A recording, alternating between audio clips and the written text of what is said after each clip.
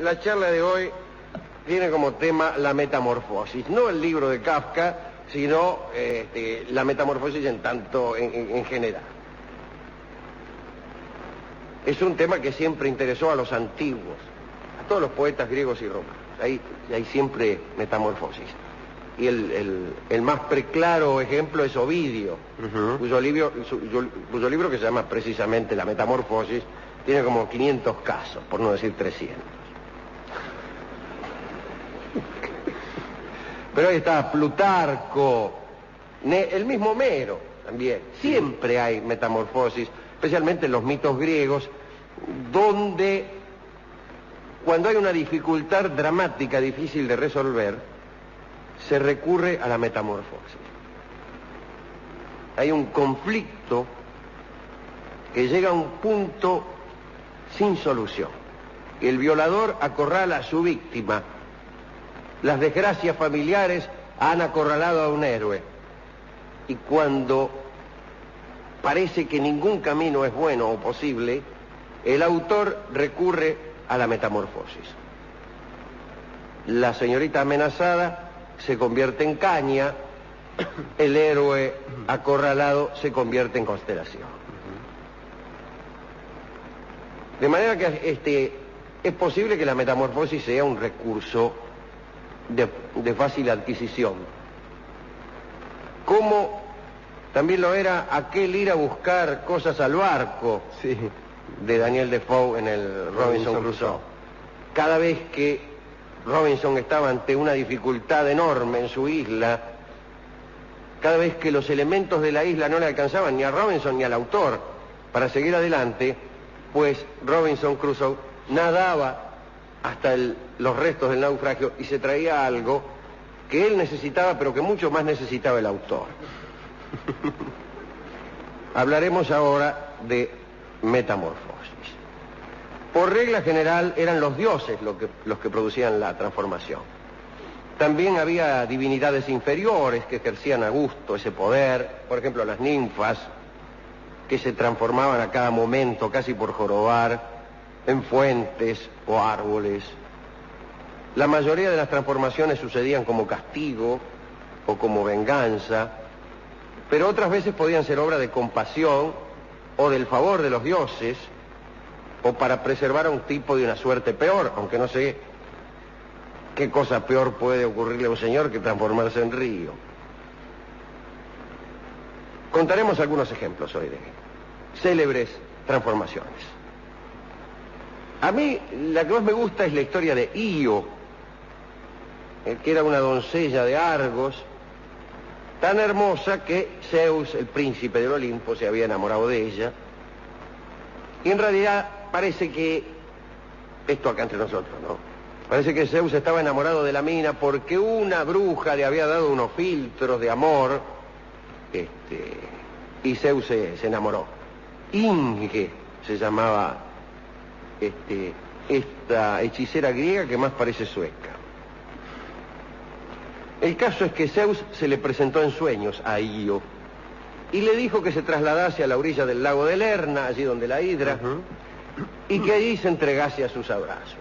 Lo que es tener poder, lo que es ser el príncipe de los dioses para no tener necesidad de esperar una mina a la salida del laburo.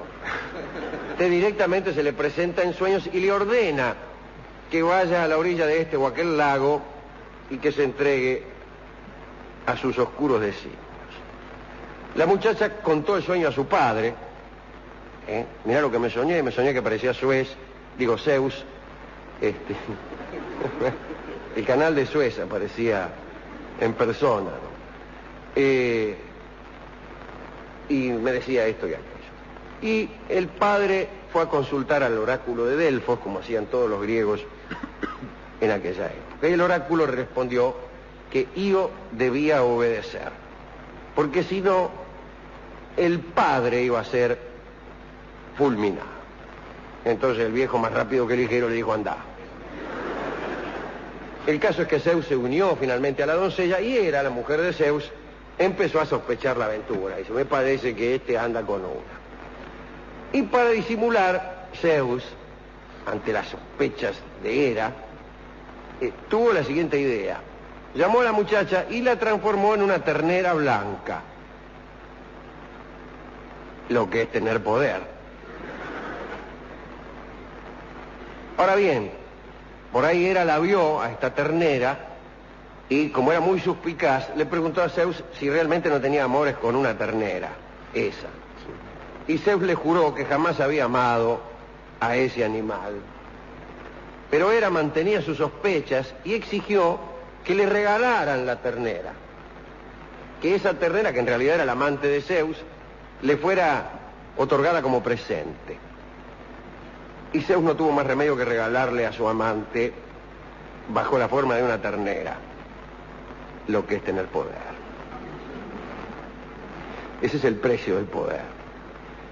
Y a partir de ese momento la pobre Io quedó consagrada a su rival y Hera la vigilaba, porque dijo, para mí que anda con la ternera, por ahí viene a la noche.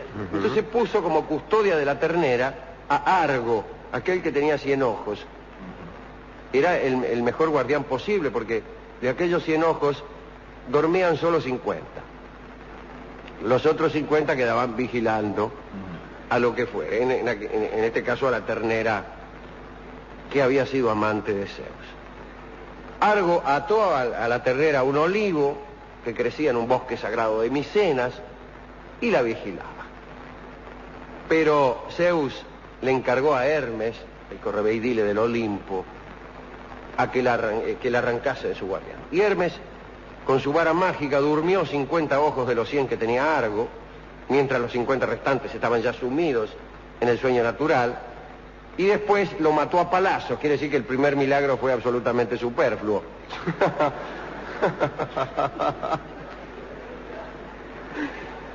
Pero la muerte de Argo no liberó a Io, porque Hera le había enviado un tábano para atormentarla y el insecto se le pegó a los costados y la pobre ternera se volvió loca y se lanzó furiosa a través de toda Grecia. Contorneó las costas del Golfo Jónico, al cual dio ese nombre.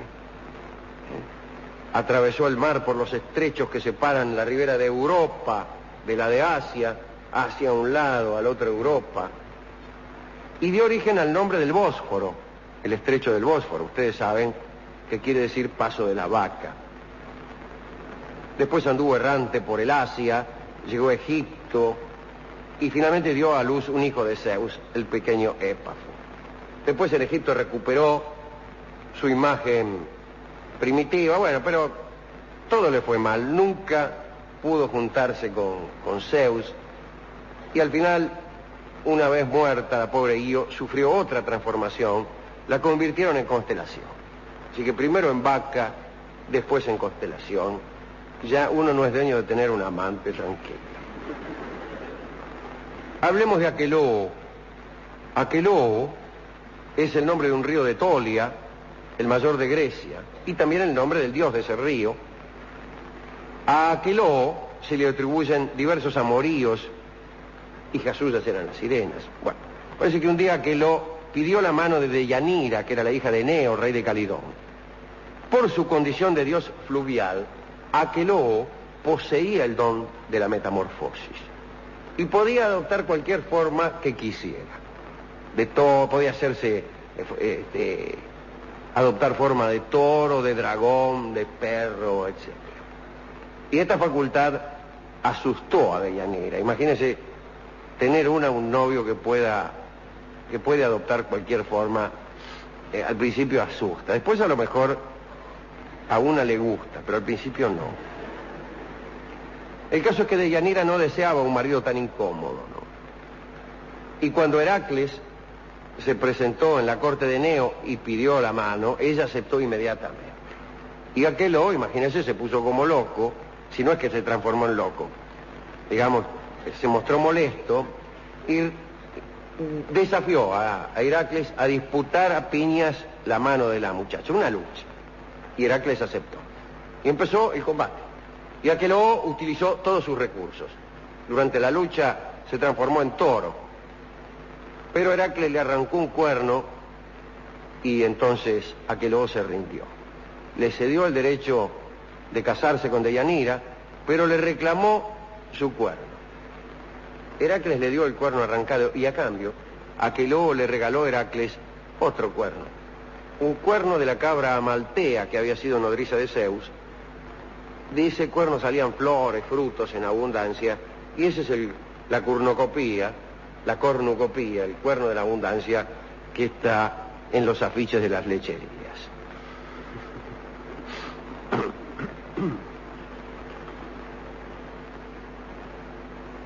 Hay otra ninfa, Leuce, la blanca, que fue transformada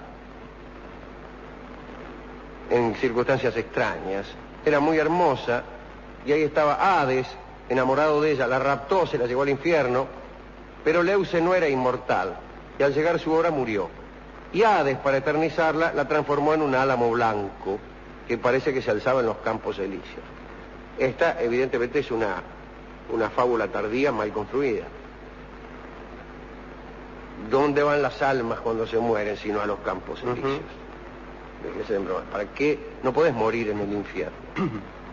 Morirse en el infierno es como un énfasis innecesario. De todos modos, de este árbol, de este álamo blanco, tomó Heracles la corona con que ciñó su cabeza al volver de los infiernos. Se afanó una rama. Otra historia que es muy linda, la de Siringe. Una amadríada Arcadia que era amada por el dios Pan. ¿Sabe cómo era el dios Pan? ¿No? Sí, era medio... El dios la persiguió y en el momento que le iba a alcanzar, ella se transformó en caña, y como el viento al soplar hacía gemir las cañas, Pan tuvo la idea de unirlas pegándolas con cera, y de este modo fabricó un instrumento musical al que dio el nombre de siringa, en recuerdo de la ninfa. Es curioso lo que hizo Pan con la primera siringa. La metió adentro de una gruta y allí probaba a las doncellas que decían ser vírgenes, ¿no? Le hacía tocar la siringa. Vení, dice...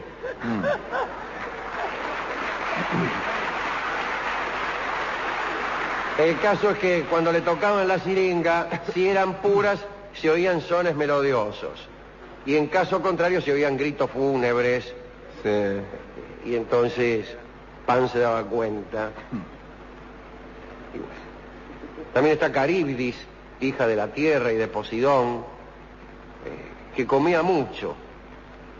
Un día se comió unas ovejas de Heracles y Zeus la castigó fulminándola y precipitándola al mar, donde se convirtió en un monstruo.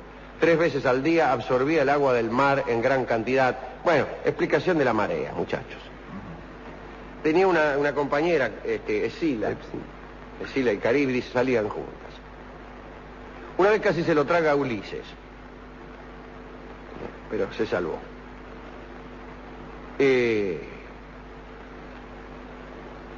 Para terminar, digamos algo acerca de Celemno y la ninfa Argirea.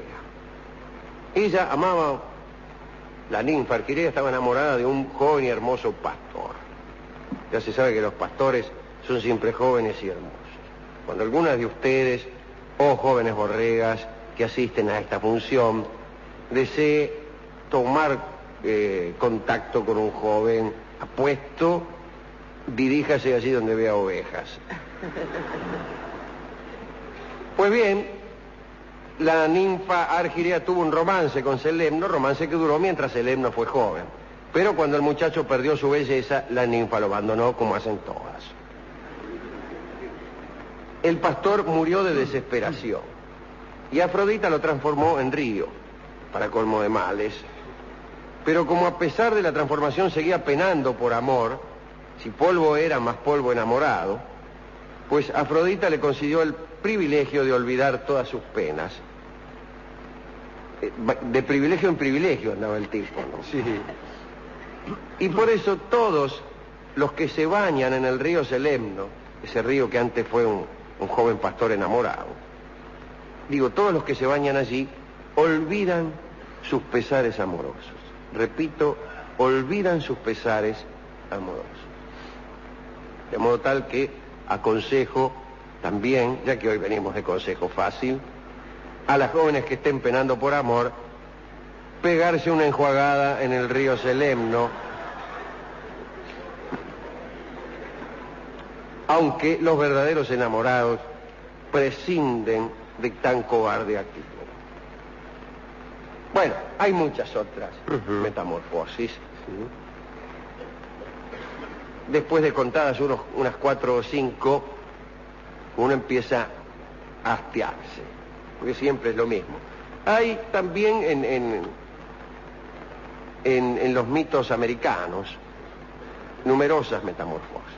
El pájaro chogüí, la leyenda de la flor de ceibo, el crespín, el urutaú, casi todos los pájaros del norte argentino, del noreste argentino, provienen o han sido alguna vez una persona que por una caída, por un mal de amor o por un favor o castigo divino vienen a convertirse en flores de ceibo, en pájaros o en lo que fuere. Ahora, yo creo que en cierto modo todos nosotros padecemos muchas veces, y esto es lo peor, sin saberlo, sin darnos cuenta, nuestras propias metamorfosis. Éramos unos chicos de 10 años y somos estos grandulones que están aquí sentados. Esa no es una metamorfosis pequeña, es gigantesca. No hay que olvidar lo siguiente. Una verdadera metamorfosis implica el recuerdo de haber sido otro. Implica el recuerdo de haber sido otro. Y eso es lo que hace trágica la metamorfosis. La chica que se convirtió en caña sabe que fue chica. Si realmente fuera una caña, repito, si realmente fuera una caña hecha y derecha, no recordaría haber sido siempre caña, o, creo yo, no recordaría nada, porque las cañas no recuerdan, ni tienen conciencia, son apenas sensitivas. Entonces me parece que hay una cierta trampa en estas metamorfosis de las que hablamos. Son incompletas. Son incompletas porque la constelación recuerda haber sido héroe. El río recuerda haber sido pastor. Y entonces es que no es completamente río. El verdadero río o bien recuerda haber sido siempre río o no recuerda nada. Las verdaderas metamorfosis, las únicas que tienen algún sentido, son las que no se operan en forma completa. ¿Y por qué digo esto? Porque la metamorfosis completa es absurda y es como si no se hubiera producido. Si yo me convirtiera, lo he dicho muchas veces, si yo me convirtiera en este mismo momento en usted y usted en mí, pero completamente. Con memoria y todo. Con memoria y todo. Yo me convierto en Rolón con la memoria de Rolón.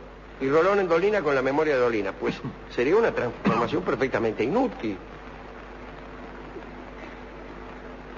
Incluso a los efectos del programa. Pero alguien me dirá, esa es una transformación recíproca. ¿Por qué no se convierte usted, por ejemplo, en un balde? Y si bien, digo, un balde completo, ¿no? Sin memoria, un balde ahí, el tipo, abajo de la canilla, un balde sin ninguna noción de haber sido alguna vez Dolina. Cuesta imaginarse un balde que añore haber sido Dolina. Bueno, pero supongo que me transformé completamente en un balde. Bueno, por lo menos usted habrá desaparecido. El mundo tendrá un tipo como usted menos y un balde más. Y esa es una transformación del mundo, me dirá este tipo. Incluso hasta podría decirme que positiva. Y ante eso yo diré, está bien. Pero las que nos interesan a nosotros desde el punto de vista poético son aquellas donde el balde sufre, donde el balde tiene una historia, donde el balde guarda los amores que alguna vez fueron míos. Es un balde, sí, pero un balde que ama. Es un balde, sí, pero un balde que piensa. Oh, joven que me llevas a la fuente a buscar agua. Cuando me sumerjas en la cisterna, piensa que alguna vez amé. Y, horror de horrores, que la joven que me lleva a la cisterna a buscar agua sea la misma que amé. Y entonces yo, mirándola desde abajo... Está bien eso. Claro, con esa actitud de los baldes, ¿no? Era el plano de mano. Con la boca abierta. Con la boca abierta.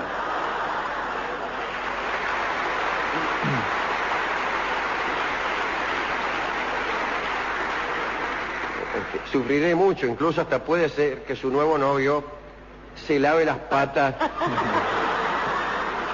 en mi propio interior. ¡Qué humillación! ¡Qué humillación! Encima lo humillación verdulea. de humillación.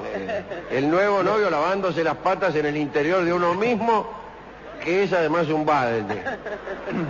Claro. Con todo esto comprenderán que nuestra vida podrá ser desgraciada, pero no tan mala. Este es el objeto de esta audición: provocar falsas sensaciones de optimismo.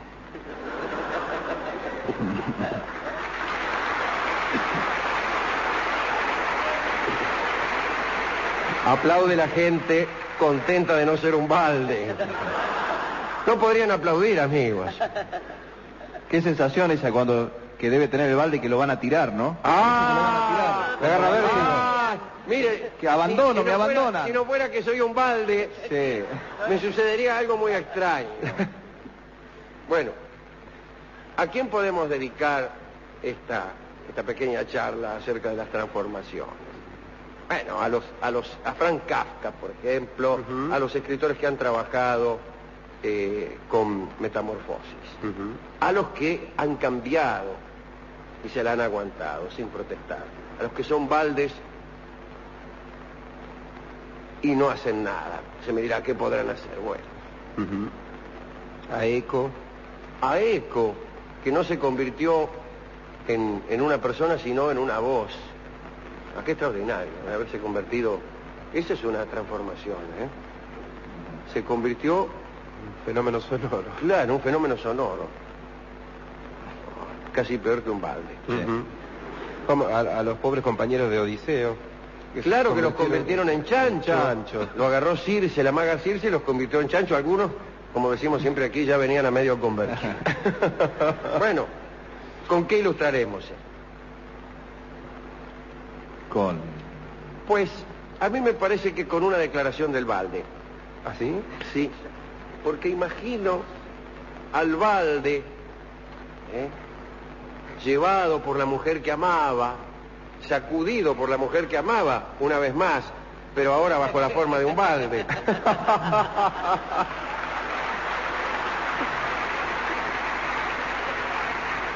Puesto luego bajo una canilla, abierta esta canilla, el balde, no oyendo ese chorro que produce en el coleto del balde una especie de redoble de tambores. Y entonces el balde siente que le tiene que decir algo a esa joven que con una mano en la cintura está esperando con un poco de impaciencia que se llene el balde. Y yo, balde, le diría lo siguiente: yo soy aquel muchacho. Y yo soy aquel muchacho, esta declaración patética del balde, declaración que es desoída por la joven. Quien o no le cree o no lo oye, que es lo que suelen hacer las jóvenes con los baldes que antes fueron sus novios. Pues ese es el título de una bella canción que canta don Hugo del Carril. Adelante, don Hugo, cante Yo soy aquel muchacho para los que alguna vez fueron aquel muchacho.